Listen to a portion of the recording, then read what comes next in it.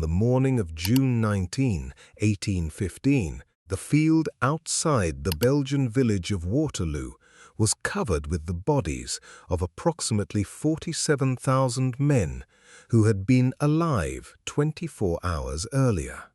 They lay in heaps, in ditches, in the churned mud of cavalry charges, scattered across farmland that would never be farmed again in the same way. Some were French, some were British, some were Prussian, Dutch, Belgian, Hanoverian. Most of them were young. Most of them had been healthy before the musket balls and cannon grape shot and cavalry sabres ended their lives. And most of them, because they were young and because they were healthy, still had their teeth. By noon, the scavengers had arrived. They moved across the field with pliers and sacks, bending over each body, prying open each jaw, and pulling the teeth from the mouths of the dead. Not one tooth per body, all of them, every incisor, every canine, every molar that was intact and undamaged. They worked quickly, because other scavengers were also at work, taking boots, buttons, weapons, rings, and wallets, and because the bodies would begin to decompose in the summer heat within hours, making the work more difficult and more nauseating. The teeth were dropped into bags, the bags into barrels, and the barrels were loaded onto carts and shipped across the English Channel to London, where they arrived in dental workshops within days of the battle, still bloody at the roots, still carrying fragments of gum tissue, ready to be boiled, sorted, cut, shaped, and mounted into the dentures of wealthy English men and women who would wear the teeth of dead soldiers in their mouths and smile. They were called Waterloo Teeth. The term entered the language immediately and stayed there for decades. The dentists who sold them used the name proudly, as a mark of quality, as a brand. Waterloo Teeth, guaranteed to have come from young, healthy European men killed in the prime of life, not the teeth of executed criminals which might carry disease, not the teeth of paupers who had died of consumption or syphilis which might be rotted or discolored. Waterloo Teeth, the teeth of soldiers, young men's teeth, clean teeth, white teeth, the finest teeth that money could buy, because the finest teeth came from the mouths of the finest dead. Subscribe to Historia Survival and tell me in the comments where you are watching from, because this is the story of what your ancestors wore in their mouths before modern dentistry existed, and it is more disturbing than you think. To understand why the teeth of dead soldiers were so valuable, you have to understand what dentistry was in the 18th and early 19th centuries. The answer is, it barely existed. There was no fluoride. There was no modern toothbrush. There was no understanding of the bacterial processes that cause tooth decay. There was no effective way to fill a cavity. There was no way to save a tooth once it had begun to deteriorate. The diet of the era, increasingly heavy in sugar, as the sugar trade from the Caribbean expanded through the 1700s and 1800s, attacked the teeth of every social class with an aggression that no preventive measure available at the time could counter. Sugar rotted teeth. It rotted them quickly. It rotted them completely. And once they were rotted, they were gone. The only treatment for a decayed tooth was extraction. And after extraction, the only option was to live without the tooth or to replace it with something. Queen Elizabeth I of England, by the end of her reign, had teeth so blackened and decayed by her love of sugar that foreign ambassadors reported difficulty understanding her speech. She stuffed fine cloth into the gaps to fill out her cheeks for public appearances. George Washington, the first President of the United States, suffered from dental problems throughout his adult life and wore dentures made from a combination of hippopotamus ivory, brass screws, steel springs, and human teeth purchased from enslaved people on his plantation. The myth that his teeth were wooden is exactly that, a myth. They were far stranger and far more disturbing than wood. The wealthy replaced their teeth. The poor did not.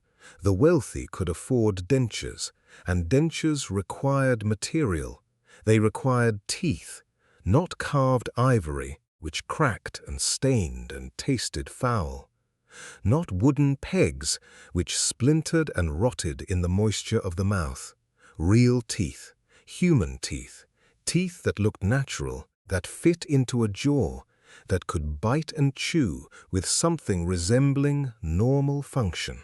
The demand for human teeth to be used in dentures was enormous throughout the 18th and 19th centuries, and the supply was a problem that the dental profession solved in ways that would horrify a modern patient. The primary sources of teeth for dentures before Waterloo were graveyards, gallows, and the poor. Grave robbers, the same resurrection men who supplied medical schools with cadavers for dissection, also supplied dentists with teeth, pulling them from freshly buried bodies in the dead of night. Executioners sold the teeth of hanged criminals to dental suppliers, pulling them from the bodies before burial, sometimes before the body was even cold. And poor people, desperate for money, sold their own teeth to dentists who advertised for donors, sitting in the dentist's chair, while their healthy front teeth were extracted with forceps and immediately transplanted into the bleeding gum socket of a wealthy patient sitting in the next chair. A procedure called tooth transplantation that was genuinely practiced by the leading dentists of the 18th century, and that worked, occasionally, for a few months or years before the transplanted tooth inevitably died and fell out. The surgeon John Hunter, one of the most celebrated medical minds of 18th century London, experimented extensively with tooth transplantation. He purchased teeth from living donors, usually young people from the poorest classes who were willing to sell a tooth for a few shillings, and he transplanted them into the jaws of wealthy patients whose own teeth had rotted away. The procedure was brutal for both parties. The donor sat while a healthy tooth was pulled from their mouth without anesthesia. The recipient sat while the dentist carved out the socket, forced the donor tooth into place, and bound it to the neighboring teeth with wire, until, if all went well, the body accepted the foreign tooth, and bone grew around it to hold it in place. The ethics of this arrangement were not questioned by the medical establishment of the era. The poor sold their teeth because they needed money. The wealthy bought those teeth because they needed teeth. The transaction was considered perfectly normal, a simple market exchange between willing parties. That one party was selling parts of their own body out of economic desperation, and that the other was purchasing those parts to insert into their own flesh, was not seen as morally problematic by the society that permitted and encouraged the practice. The bodies of the poor existed, in the economic logic of the 18th century, as a resource to be harvested by the wealthy. Their teeth, their blood, their labor, Their very flesh was raw material for the comfort and vanity of the classes above them. The success rate was poor. Transplanted teeth frequently died within weeks or months, turning dark as the blood supply failed, loosening in the socket and eventually falling out. Worse, the procedure transmitted diseases from donor to recipient. Syphilis was the most feared, and cases of syphilitic infection transmitted through transplanted teeth were documented by physicians throughout the late 18th century. The risk was real enough that some dentists began refusing to perform transplantations, not from squeamishness, but from the practical concern that killing their wealthy patients with syphilis was bad for business. If you are following the horror of this, subscribe to Historia Survival, because what happened at Waterloo transformed this already disturbing trade into something on an industrial scale. Now, stay with me. This was the world into which the teeth of Waterloo arrived, a world of desperate demand, limited supply, and profound indifference to the origins of the material used to fill the mouths of the wealthy. The teeth of the dead had always been part of the dental supply chain. What Waterloo changed was the scale. 47,000 casualties in a single day, most of them young men with complete sets of healthy teeth, lying in a field that was accessible, that was not guarded, that was in fact being actively looted by scavengers who recognized immediately the fortune lying in those open, slack-jawed mouths. The scavengers who worked the field of Waterloo were not solely locals. Some had travelled from Britain specifically for this purpose, crossing the Channel in the days after news of the battle reached London, arriving with the tools of their trade, the pliers and the sacks, and the knowledge of which teeth were most valuable and how to extract them quickly without damaging the crowns. These were professionals. They had done this before on smaller battlefields, after smaller engagements. But nothing in their experience had prepared them for the scale of Waterloo. The field was vast, the bodies were dense. The harvest was beyond anything the dental trade had ever received in a single shipment. The teeth arrived in London and were distributed to dental workshops across the city and across Britain. The process of turning a dead man's tooth into a component of a denture was straightforward but unpleasant. First, the teeth were boiled, sometimes in a solution of pearl ash or soda, to remove blood, tissue, and bacteria. Then they were sorted by size, shape, and color. Upper teeth were separated from lower teeth, incisors were separated from canines and molars. Matched sets were assembled, as close as possible to the natural arrangement of a human mouth, and then the teeth were cut, filed, and shaped to fit a denture base, usually carved from hippopotamus ivory, into which small holes had been drilled to receive the roots of the human teeth. The finished denture was a composite object, an ivory plate shaped to fit the patient's palate, studded with real human teeth from multiple donors, held together with rivets or pins, and secured in the mouth with springs or suction. The ivory bases themselves were problematic in ways that made the addition of human teeth a practical improvement. Hippopotamus ivory, the material most commonly used for denture plates, was dense and could be carved to fit the palate, but it absorbed moisture and odors from the mouth, developing over time a smell so foul that wearers were advised to soak their dentures overnight in various solutions to reduce the stench. The ivory also stained, turning from white to yellow to brown, with exposure to the foods and beverages of daily life. Human teeth, by contrast, were already the correct color for a mouth, already the correct shape for chewing, and already possessed the enamel surface that ivory could never replicate. A denture made with human teeth was functionally and aesthetically superior to one made with carved ivory pegs, even accounting for the macabre origin of the material. These dentures were expensive. A full set of Waterloo teeth mounted in ivory could cost as much as a skilled worker's annual income. They were luxury items, available only to the wealthy, and they were marketed with a frankness that modern consumers would find astonishing. Dentists advertised their Waterloo teeth openly in newspapers and handbills, emphasizing the quality and provenance of the material.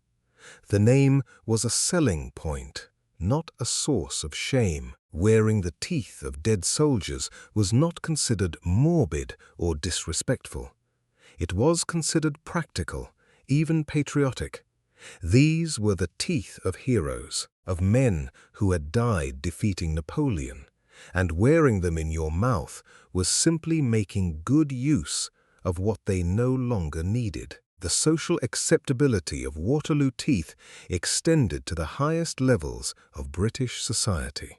Members of Parliament, judges, physicians, clergy, aristocrats, anyone who had lost teeth and could afford replacements was a potential customer for dentures containing human teeth, and the stigma that a modern person might feel at placing the body part of a dead stranger into their own mouth simply did not exist in the cultural context of the early 19th century. The dead were dead.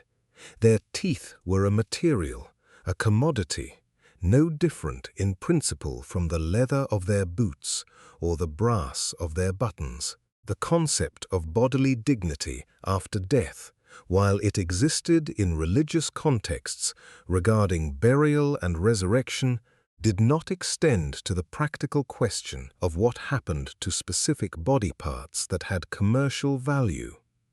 The dead man did not need his teeth. The living man did. The transaction was, the moral economy of the era, entirely straightforward. The demand created by Waterloo was not a one-time event. It established a pattern that repeated after every major conflict of the 19th century. After the Crimean War in the 1850s, teeth were harvested from the battlefields of Balaclava and Sebastopol. After the American Civil War in the 1860s, teeth were pulled from the dead at Gettysburg, Antietam, and dozens of other battle sites.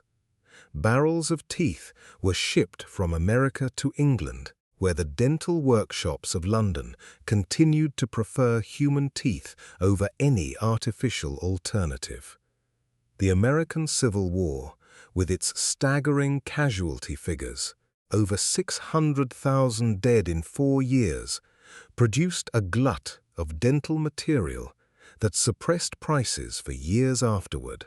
Teeth from the Civil War dead were so plentiful that they remained in use in British dentures well into the 1870s and 1880s. Drop a comment if you are still here, and subscribe to Historia Survival so the next one reaches you.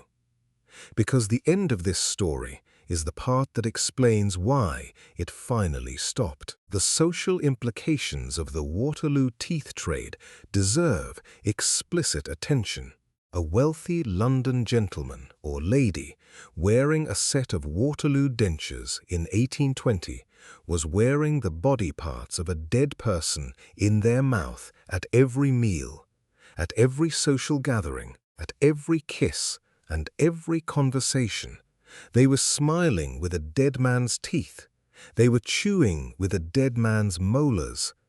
They were speaking through a dead man's incisors. And they knew this. Everyone knew this. It was not a secret. It was advertised. It was a premium feature. The macabre reality of the product was not hidden from the consumer. It was the selling point. Waterloo teeth were better than other teeth precisely because they came from young, healthy soldiers rather than from elderly paupers or diseased criminals. The marketing was explicit about the source, and the consumer made their purchase with full knowledge of what they were buying. This raises a question that the era itself never asked, because the moral framework within which it might be asked did not yet exist in a form that applied to the dead of a battlefield. Whose teeth were they, really? The soldiers who died at Waterloo had not consented to the removal of their teeth. They had not sold them. They had not donated them. Their teeth were taken from their bodies by scavengers who had no legal or moral claim to them, transported across international borders, sold through commercial channels, and implanted in the mouths of strangers who paid handsomely for the privilege. The dead soldiers' families received nothing. The dead soldiers' wishes, if they had any regarding the disposition of their remains, were neither sought nor honored. Their bodies were treated as a natural resource, like timber or ore, to be extracted and processed and sold by whoever reached them first. The trade in human teeth for dentures did not end because society suddenly developed a moral objection to wearing the teeth of the dead. It ended because technology made it unnecessary. The development of Vulcanite, a hardened rubber, in the 1840s provided a cheap, easily molded material for denture bases that replaced expensive hippopotamus ivory. More importantly, the development of porcelain teeth, manufactured in factories from mineral paste fired at high temperatures, provided an artificial alternative that was cheaper, more uniform, more hygienic, and eventually more aesthetically pleasing than real human teeth. Porcelain teeth did not carry disease. They did not decay. They did not darken over time. They could be manufactured in any size, shape, and shade. And they did not require anyone to die. The transition was gradual. Human teeth remained in use alongside porcelain alternatives for decades, with some patients preferring the natural appearance of real teeth and some dentists continuing to offer them as a premium option. But by the last quarter of the 19th century, the market for human teeth had largely collapsed. Porcelain was cheaper, safer, and available in unlimited quantities. The battlefield scavengers, the grave robbers, the tooth-pulling trade that had supplied the dental profession with raw material for centuries, withered and died as the supply of artificial teeth made their services obsolete. The last documented large-scale harvesting of teeth from battlefield dead occurred during the Franco-Prussian War of 1870–71, though isolated cases may have continued later. By the end of the 19th century, the practice had passed from commercial reality into historical curiosity. From something that dentists advertised in newspapers to something that historians wrote about with a mixture of fascination and revulsion. Some of the original Waterloo teeth survive today, preserved in museum collections and in private hands. A few complete dentures containing teeth that may have been harvested from the battlefield of June 18, 1815, are held by dental museums in London and elsewhere. They are small, personal objects, ivory plates yellowed with age, studded with human teeth that have darkened to the color of old piano keys, held together with brass pins and shaped to fit mouths that have been dust for 200 years. Looking at them, you are looking at a dead man's smile, disassembled and reassembled into a shape designed to fit a stranger's mouth, sold for a price that would have fed the dead man's family for a year, worn by a person who never knew whose teeth they were chewing with, who never asked, and who would not have cared if they had been told. The next time you sit in a dentist's chair in a room that smells of antiseptic and buzzes with precision machinery, where your replacement teeth are manufactured in a laboratory from ceramic compounds and titanium implants, and materials that have never been inside another human being, understand the distance you have traveled from the field of Waterloo. Understand that 200 years ago, the smile you are maintaining would have required the death of a young man in a muddy Belgian field, the arrival of a scavenger with pliers, a barrel on a ship across the channel, a dental workshop in Soho where someone boiled the blood off another person's teeth and carved them to fit your mouth. Understand that the history of your smile is the history of other people's deaths, that the technology that separates you from that reality is barely 2 centuries old, and that for most of human history, the only way to replace a lost tooth was to take one from someone who no longer needed theirs, whether they had volunteered the donation or not.